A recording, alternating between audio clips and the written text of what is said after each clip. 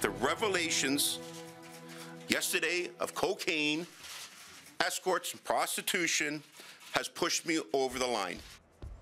Toronto Mayor Rob Ford making yet another apology today, this time for profane comments he made earlier in the morning about alleged sexual acts.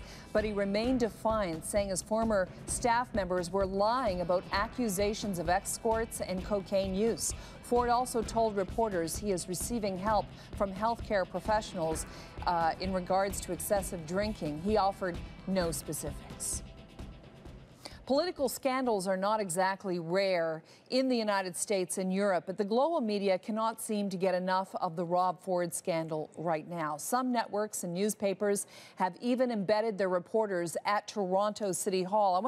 Can we just show the live shot at Toronto City Hall right now? Our cameras are there. Cameras from all over the world are there, waiting outside the mayor's office day and night to get some sort of comment from him or the councillors who are talking about him.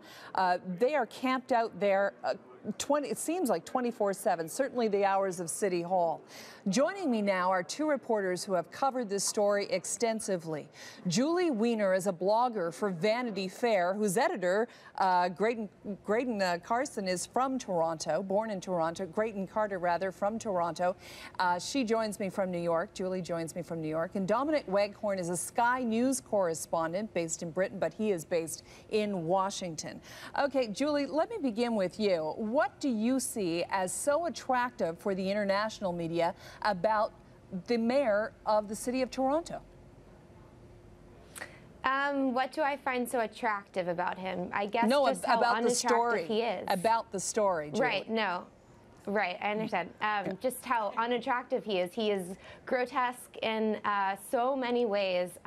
Visually, the things that he says, the things that he does, everything about him is repulsive, and that makes it a perfect story for the internet.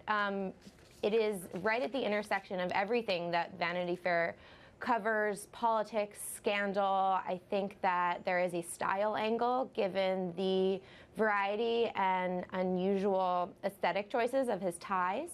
So it's really kind of an all-for-one deal. Are you kind of making a star out of him? Talking about his ties? Making a star out of him? I don't think we've been covering the ties very favorably. I think we call them the world's most hideous ties. I don't think anyone would seek that kind of publicity. Okay, Dominic, what do you think is the appeal of the story of the Rob Ford saga, Toronto's mayor, to the rest of the world? Well, I think it works on a number of levels. I think there's a fascinated horror that certainly British people have with this. I think there is a sense of schadenfreude. We are very used to our politicians being involved in one sleaze scandal after another, whether it's corruption or a sexual scandal. But Rob Ford seems to really be in a league of his own, and I think doing things and getting a controversy around him that British MPs, politicians, would really have to try very hard to do. So I think there's obviously a sense of reassurance. We can look at what's happening in Canada and think, wow, there are politicians out there worse than our own. And I think otherwise it's really just a very strong news story, isn't it? We talk about stories writing themselves. I mean, right from the very beginning, you know, Mayor of Toronto denies smoking crack was a pretty strong enough headline in itself. Then Mayor admits smoking crack, and then Mayor tells police to release video of himself smoking crack. The story just writes itself. So we have been following this at every twist and turn, and our viewers are very interested in it. I've got a colleague at the moment who I think is still camped up there, having spent the weekend going up there, I think camping outside Rob Ford's home. So a British journalist from a rival network. It's kind of soap opera, it's pantomime, it's political scandal like we haven't seen before, and we're gripped. You know, and also gripped by the fact, as I'm sure many people in Toronto, Ontario, Manitoba, Vancouver are, by the fact that this is a mayor who, despite all of these things, hasn't done what others in similar circumstances have done, and that is said, I'm going to take a break or full out resign.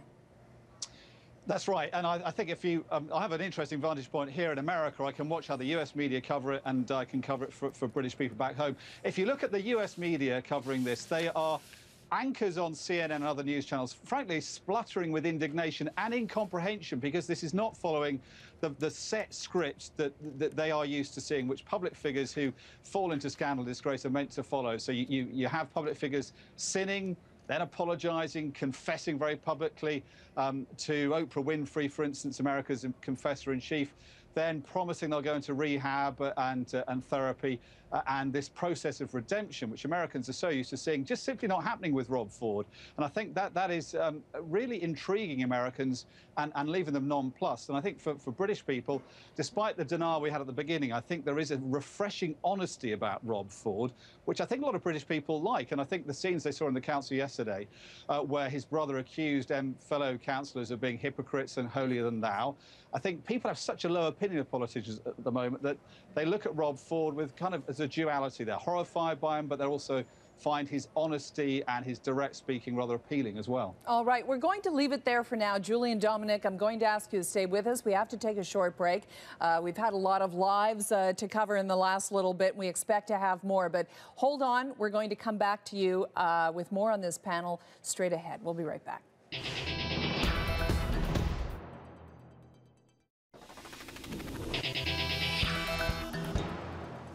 Back to our story, the latest on the saga surrounding Toronto's embattled mayor, Rob Ford. Toronto being the largest city in the country, the economic engine of the country. I want to remind you that the Premier of Ontario is expected to speak on the Rob Ford scandal, on the situation at City Hall in about 6 minutes' time. One of his executive members, Councillor Denzil Minnan-Wong, appealed urged the Premier to get involved, to remove him from office, saying that the responsibility lies with her if she didn't take action. Kathleen Wynne expected to speak in about 10 minutes' time. We are going to carry that live. But let's continue now talking to two international reporters who are covering the Rob Ford story extensively. Julie Wiener is a blogger for Vanity Fair. She joins me from New York. And Dominic Waghorn is a Sky News correspondent who's joining me from Washington. Julie, let me ask you about this, because usually you cover politics. Fair enough, this is a political story, albeit it sounded like a local story at first. How have you been approaching the story, and going forward, can we expect to see one of those big Vanity Fair pieces on Rob Ford? I am not in charge of assigning stories for the magazine, so I can't speak to that. But I've been covering it from less of a police investigatory angle and more of a Rob Ford as a character in a ridiculous story perspective. From the things he wears, to his colorful sexual euphemisms, to his extremely shocking foul language. I think he is just a person that commands interest in his extracurricular activities, regardless of whatever allegations surface in the latest police investigation. I'm just sort of following, you know, the meta reaction, how right. people are understanding the story and how they're reacting. And how are they understanding the story as far as you understand it?